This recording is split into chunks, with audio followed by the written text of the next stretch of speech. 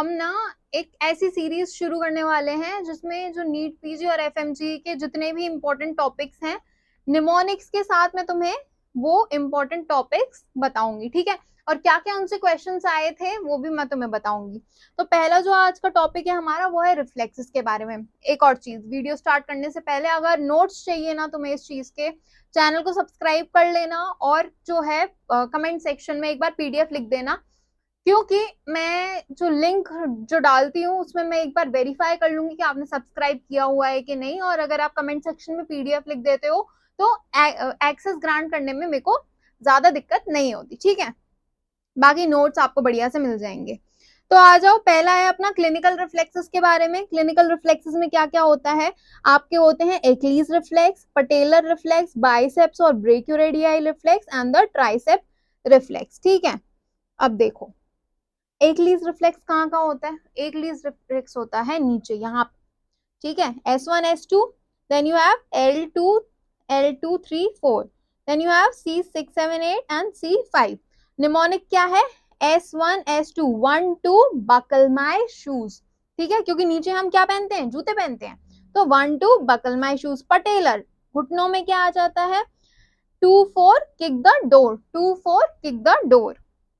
Biceps में क्या है, 5 6 पिक अप द स्टिक, क्योंकि हम हाथ से स्टिक उठाते हैं। ट्राइसेप में क्या है, C6 7 8 lay them straight, okay, lay them straight। So what is the mnemonic that you have, mnemonic that you have, 1 2 buckle my shoes, 2 4 kick the door, 5 6 pick up the stick, 6 7 8 lay them straight।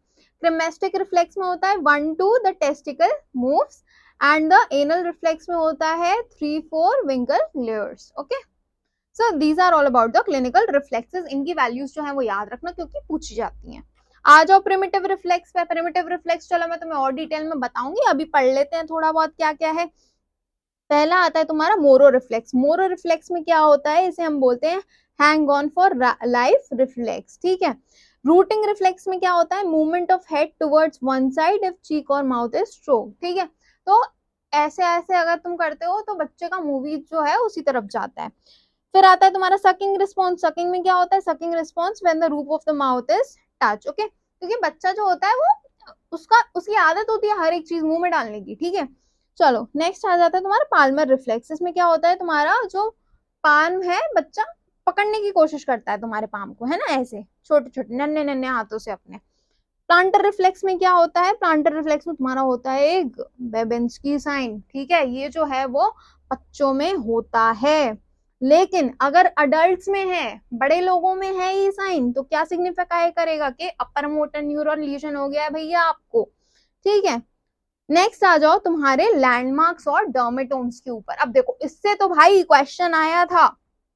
पहला आता है तुम्हारा C2, ये कहाँ होता है, posterior half of the skull में, ये होता है posterior half of the skull में। C3 कहाँ कहाँ होता है, 3 4 5 keeps the diaphragm alive, so 3 4 5 is for the diaphragm which keeps the person alive। 4 में क्या आता है तुम्हारा, लोअर कॉलर शर्ट।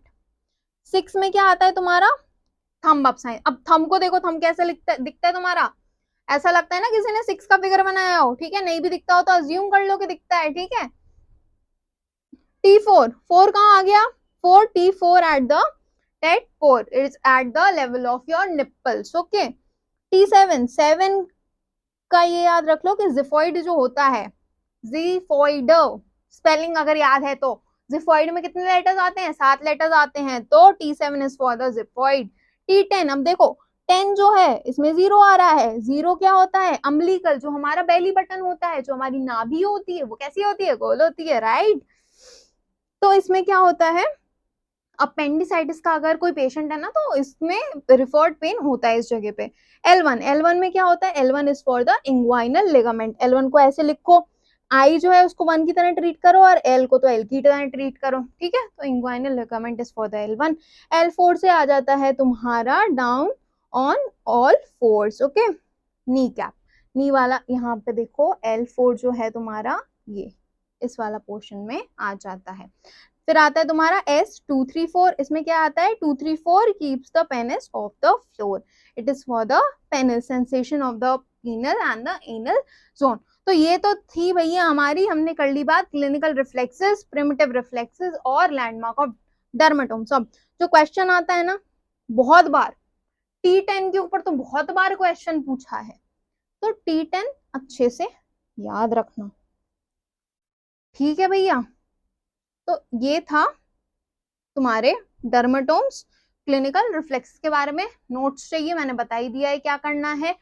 सब्सक्राइब करना है चैनल को, कमेंट सेक्शन में PDF लिख देना है, ठीक है। चलो, तो ये हो गई हमारी रिफ्लेक्सेस की बात। अब नेक्स्ट वीडियो में हम कुछ अच्छा टॉपिक जो है वो डिस्कस करेंगे। Thank you.